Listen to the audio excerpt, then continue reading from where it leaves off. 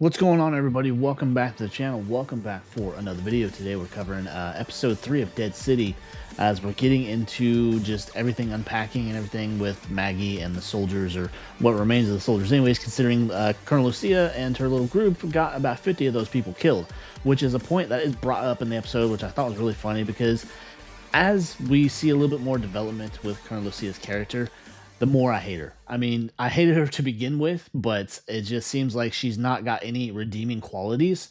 And I don't know if this is something they're saving for the end of the season, but as of right now, I don't care if this character lives or dies. But mostly, I hope she dies because she's a terrible person. And you see how she's trying to undermine and kind of manipulate Pearlie, too, which is really annoying. Because Pearlie, he wants to do the right thing. He wants to do right by Maggie, considering that she helped him get out of the city and everything, and they have a little bit of a friendship going on. But Colonel Lucia, we see that she is really trying to work on his emotions, or just kind of play on his emotions, I guess, and seeing that she has no redeeming qualities whatsoever as a person, as a leader, or anything of the New Babylon. Whatever, considering that whole community or whatever is just really ridiculous. They are a regime. They are not a union or anything like that they might claim to be. They go from community to community, and laying down the law, saying you either join us or basically you will be killed for whatever reason we deem necessary or worthy. So really don't like her character. But in this episode, we have a lot of flashbacks, and this is something that I discussed in the trailer breakdown, because we get to see how that relationship formed between Hershel and Dama, and how she's really warping his mind. She is a mastermind of manipulation, really working on his emotions, playing them against him, playing his mother's history against him and everything, and seeing that she's really trying to get under his skin and kind of form this weird mother, grandmother, son, grandson bond with him, and just really get into his mind.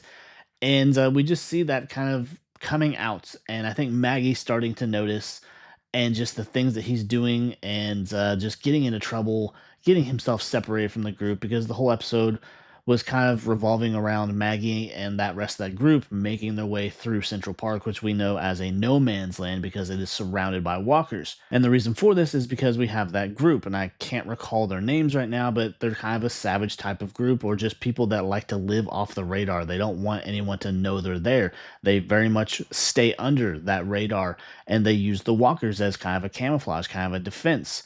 And so the only thing that was really kind of weird about them is we get introduced to one of their group who ends up getting killed by the big guy that was with Negan, who Negan tried to get rid of because he didn't like him, considering mostly because the dude said he had no problem killing kids, and that just set Negan's radar right off, and he knew that he had to do away with him and find a way to do it. Well, this guy makes it through the first attempt, kills this person, and going back to those people living within Central Park, they have kind of a ritual where it's very kind of primitive, where if someone dies, they crush their chest open with a rock and then present it, and it's kind of a sacrifice where they take it out to where the walkers can find it, and they leave the corpse of the person there to reanimate and join their defense mechanism that they have built up around their community within Central Park and everything. So we meet these group of weird people, but they're not hostile. They don't have any ill will that we can see so far. They just want to be left alone, and they want to be left out of this struggle that's going on with the different groups and everything within Manhattan. So they're not as, I guess, much of a threat as I thought they might be. They're just people that just want to be left alone to their own ways, and to take care of themselves and everything, and be left alone from all these other people. Whereas the New Babylon, like I mentioned, I don't like these people, especially with people like Colonel Lucia, who are there strictly to go after the methane, no matter whose life it might cost. She just made it very clear that she doesn't care about people. She doesn't care what happens to her own people, or just anybody that might get in her way, just so long as they can complete this mission that New Babylon has sent them in for. And just really don't like her at all. And I really hope something bad happens to her, unless she finds a way to completely turn her character around, which I don't see happening. She just seems like a person that's going to manipulate her way through any situation that she might get into. She will use people, and it's either going to work at her advantage, or it's going to come back to bite her in the ass, which I hope for the latter.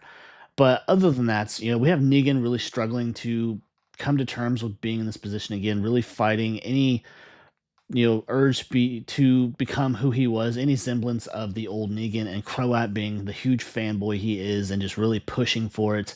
And we can see that in this episode too, that his I guess his mission right there, like I mentioned in the breakdown, he's there to babysit Negan. He has to prove himself again, considering he let those kids go, or he let Hershel and that little group of people get on that lifeboat and get away as their main boat was sinking. And so we just have a lot of mistrust, a lot of stuff going on where nobody trusts anybody really.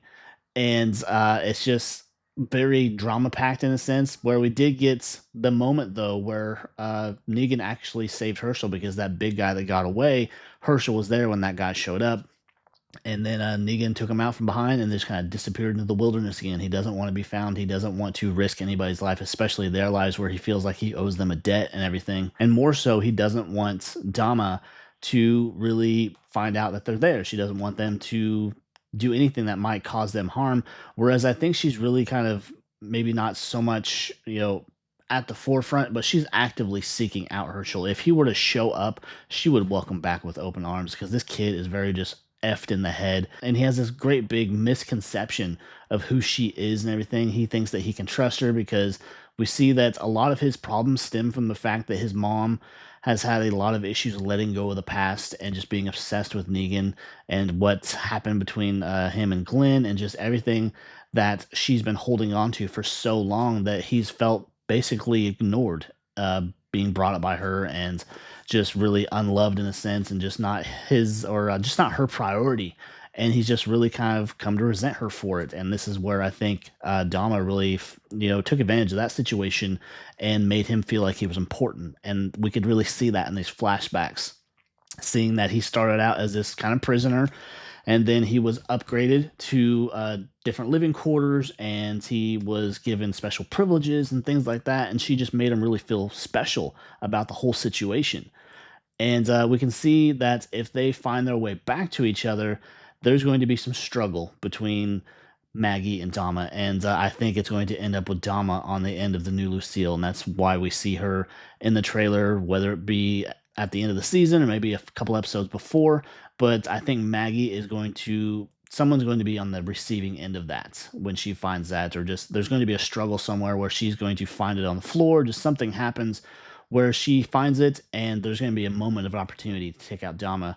Because we also get kind of that question that Negan brings up with Dama and Croat's kind of relationship, where she treats him, as Negan said, as the redheaded stepchild. And she does. She talks down to him. She just doesn't take him seriously and everything like that. And he is so determined to be accepted, or accept her plan, or feel like he's important to her plan, or just something. They have a weird relationship too, where she just undermines him and things like that, and just treats him like he's less than nothing.